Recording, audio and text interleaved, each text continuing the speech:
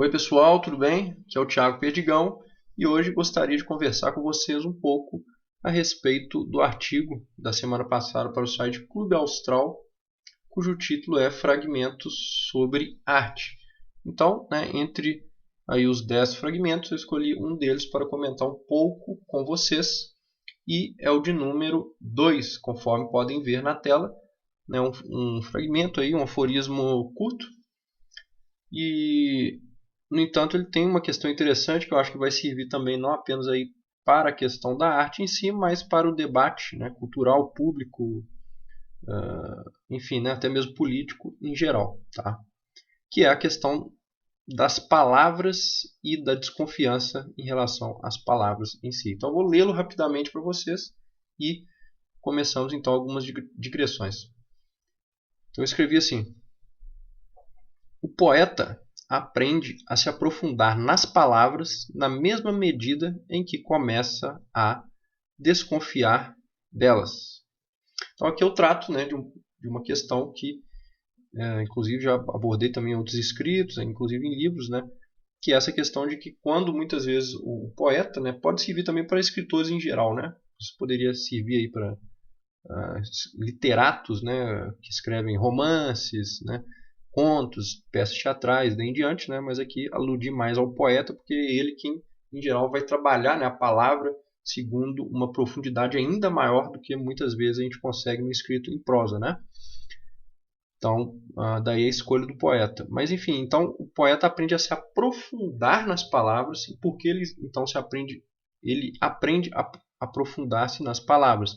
Justamente porque elas são, em parte, o material dele, não o material em sua completude, já que também ele bebe na fonte da realidade, certo? Então, não necessariamente o poeta vai se preocupar apenas com palavras, ele vai se preocupar com a realidade mesmo e, claro, vai tentar expressá-la de algum modo através das palavras. Então, as palavras não deixam de ser meios, mas justamente porque elas são como que meios deles e eles estão, então, em contato o tempo inteiro ali com a realidade que eles querem expressar, e com a imaginação também, não apenas a realidade bruta aí, mas também no sentido de que eles podem imaginar coisas, em cima da realidade. Então a gente tem basicamente essas três variáveis aí. Uma coisa é a realidade concreta, a outra uma realidade entre aspas, supostamente aí, imaginada, e de outro lado os símbolos, os signos, que são as palavras através dos quais eles vão tentar expor isso.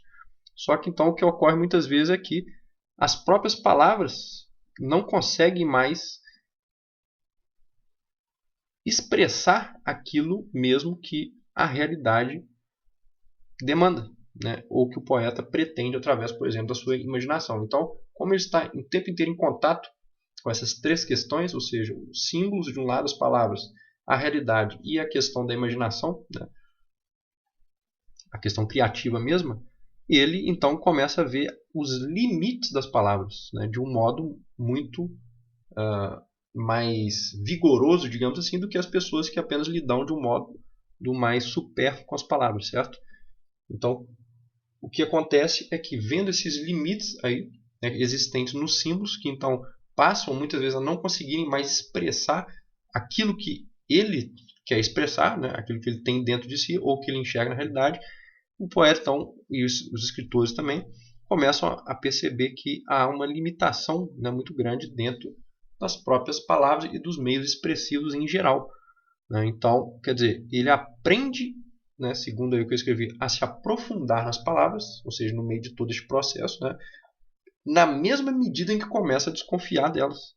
Por quê? Porque justamente quando ele tenta então se aprofundar na imaginação, na realidade e também nas palavras, que ele vendo que muitas vezes esses símbolos não podem então mais conseguir expressar aquilo que ele intenta, ele começa a desconfiar desses símbolos, desses signos, das palavras e daí em diante, certo? Como meios muitas vezes ineficazes para determinadas expressões que muitas vezes devem ser então reelaborados de algum modo ou mesmo criados aí, recriados, para que então possa ser possível uma expressão. Mas mesmo quando ela é possível, muitas vezes o poeta vai notar que ele ainda não conseguiu expressar tudo que ele queria por aqueles meios, Então, nem sempre, ainda que ele reelabore todo esse material, ele vai conseguir realmente expressar o que ele quer, devido justamente à limitação. Então ele passa o quê? Desconfiar muitas vezes das palavras aí, do fundamento que as rege de algum modo, né? E inclusive do uso dela no dia a dia. Então o que isso tem a ver lá com o que eu falei do início, que isso não adentra apenas a arte, mas também, por exemplo, o debate geral, a cultura e muitas vezes a questão política. Porque principalmente a política, por exemplo, ela trabalha com muitas generalizações, né? Palavras que muitas vezes inclusive são empregadas de modo ideológico e, portanto, elas são como que esgotadas facilmente em sentido, certo? Então elas muitas vezes passam a não expressar mais nada, porque elas estão tão desgastadas dentro do debate público que elas passam a não conseguir expressar aquilo que foi intentado lá no início, ou conforme ela foi colocada ali inicialmente dentro de um determinado campo ideológico, certo? Então há esse esgotamento conceitual muito rápido dentro da política, até porque os fatos são muito complexos, né, aí dentro também, né, devido à ação de inúmeros indivíduos simultaneamente, obviamente. Então o que a gente tem geralmente é esse esgotamento e, nesse sentido também, né, quem entendeu esses conceitos e o esgotamento deles começa também a desconfiar deles, certo?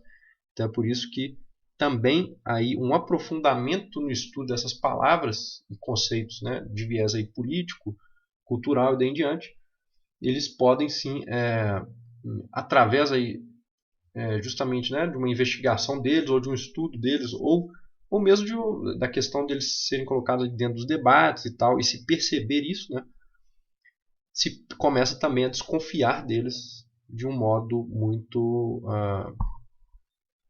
frequente também, certo?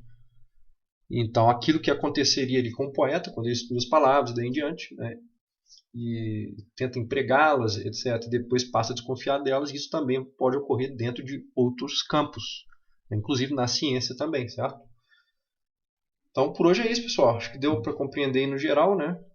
Claro que não quero esgotar o tema, mas apenas aí fazer algumas digressões, algumas comparações, né, para que vocês também possam aí, levar cada qual para o seu próprio campo de atuação, né, para que aqui não fique apenas aí dentro do âmbito artístico que eu coloquei, mas que possa também extrapolar isso e cada um trazer para o seu campo conforme for melhor.